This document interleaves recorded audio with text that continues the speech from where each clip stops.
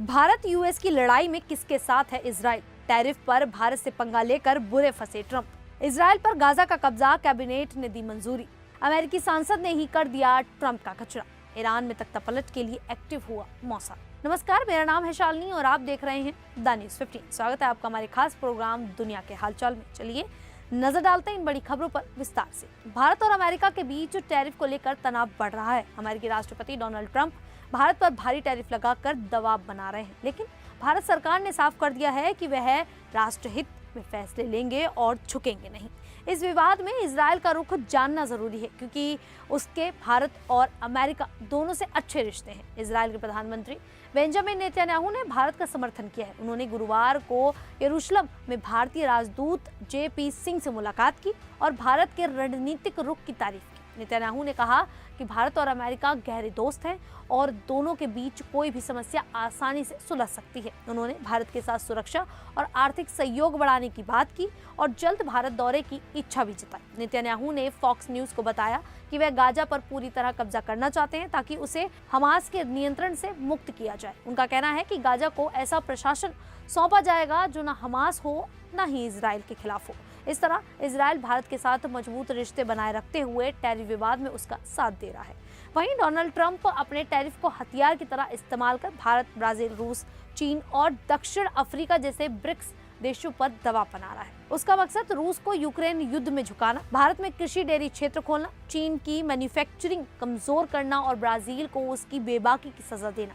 लेकिन ये टैरिफ उल्टा पड़ सकते हैं। इससे ब्रिक्स देश एक दूसरे के करीब आ रहे हैं, जो अमेरिका की विदेश नीति के लिए कठिन है। भारत पर 50% टैरिफ लगा क्योंकि वह रूस से तेल खरीद रहा है। ब्राजील पर 50% टैरिफ है। दोनों देशों के नेता प्रधानमंत्री नरेंद्र मोदी और लुला डी सिल्वा ने ट्रेड, टेक्नोलॉजी और डिफेंस में सहयोग बढ़ाने की बात की है। चीन ने भी भारत का साथ देते हुए कहा कि टैरिफ संयुक्त राष्ट्र और WTO नियमों के खिलाफ है। ब्रिक्स देश अब स्थानीय मुद्राओं में व्यापार और वैकल्पिक वित्तीय सिस्टम पर जोर दे रहे हैं। ट्रंप की धमकी से ब्रिक्स देश फिर से एकजुट हो रहे हैं। भारत, रूस और चीन जैसे देश मिलकर एक समानांतर वैश्विक व्यवस्था बना सकते हैं, जो अमेरिकी डॉलर पर निर्भरता कम करेगी। इससे वैश्विक व्यापार के समीकरण बदल सकते हैं। यूरोप में भी स्विट्जरलैंड जैसे देश अमेरिका से सौदे रद्द करने पर विचार कर रहे हैं। अगर यह रुझान बढ़ा तो ट्रंप का दांव अमेरिका के लिए ही मुसीबत बन सकता है। वहीं इजराइल ने गाजा में इतनी तबाही मचाई है कि वहां अब सिर्फ मलबा ही नजर आता है। इजराइल के प्रधानमंत्री नेतन्याहू के कार्यकाल ने घोषणा की है कि सुरक्षा मंत्रिमंडल ने गाजा शहर पर कब्जा करने की योजना को मंजूरी दे दी है। ये फैसला शुक्रवार तड़के लिया गया, जो 7 अक्टूबर 2023 को हमास के हमले का जवाब है। तब से 22 महीनों से इजराइल और हमास के बीच युद्ध चल रहा है। नेतन्याहू का कहना है कि इस योजना का मकसद हमास को पूरी तरह खत्म करना और गाजा को उसके नियंत्रण से मुक्त करना है। वह गाजा पर कब्जा कर इसे हमास विरोधी अरब देशों की सेनाओं को सौंपना चाहते हैं, जो इसे बिना खतरे के चलाएं और गाजावासियों को बेहतर जीवन दे। इजराइल का दावा है कि वह गाजा को स्थानीय रूप से अपने पास नहीं रखना चाहता, बल्कि एक सुरक्षा घेरा बनाना चाहता है। इस युद्ध में अब तक हजारों फिलिस्तीनी मारे जा चुके हैं। गाजा का ज्यादातर हिस्सा तबाह हो चुका है और करीब 20 लाख लोग भूखमरी की कगार पर हैं। भारी बमबारी से गाजा लगभग खंडहर बन गया है। लाखों लोग विस्थापित होकर तंबुओं में रह रहे हैं। एक स्थानीय निवासी मायसा अल हीला ने कहा, गाजा बचा ही नहीं है, कब्जा करने को कुछ नहीं है। गुरुवार को दक्षिणी गाजा में इजरायली हमलों में कम से कम 42 लोग मारे गए।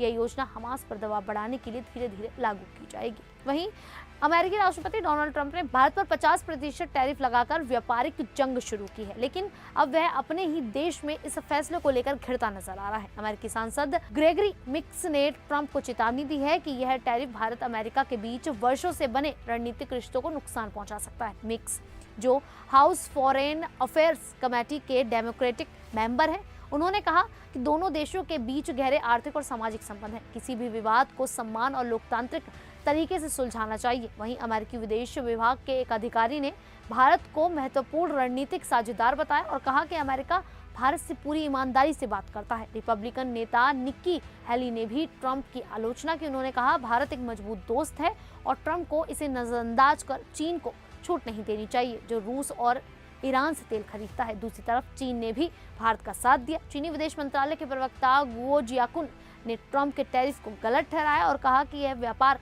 नियमों का दुरुपयोग है। भारत ने भी जवाब में कहा कि वह अपने राष्ट्रीय हितों की रक्षा के लिए हर जरूरी कदम उठाएगा। ट्रंप की नीति से भारत अमेरिका रिश्तों में तनाव बढ़ रहा है और यह उनके लिए मुश्किलें खड़ी कर सकता है। वहीं इजराइल की खुफिया एजेंसी मोसाद ईरान में supreme leader Ayatollah Ali Khamenei को सत्ता से हटाने की योजना पर काम कर रही है। इसके लिए उसे अमेरिकी राष्ट्रपति डोनाल्ड ट्रंप का समर्थन भी मिला हुआ है। माना जा रहा है कि मध्य पूर्व में शांति के लिए खामनेई को हटाना जरूरी है।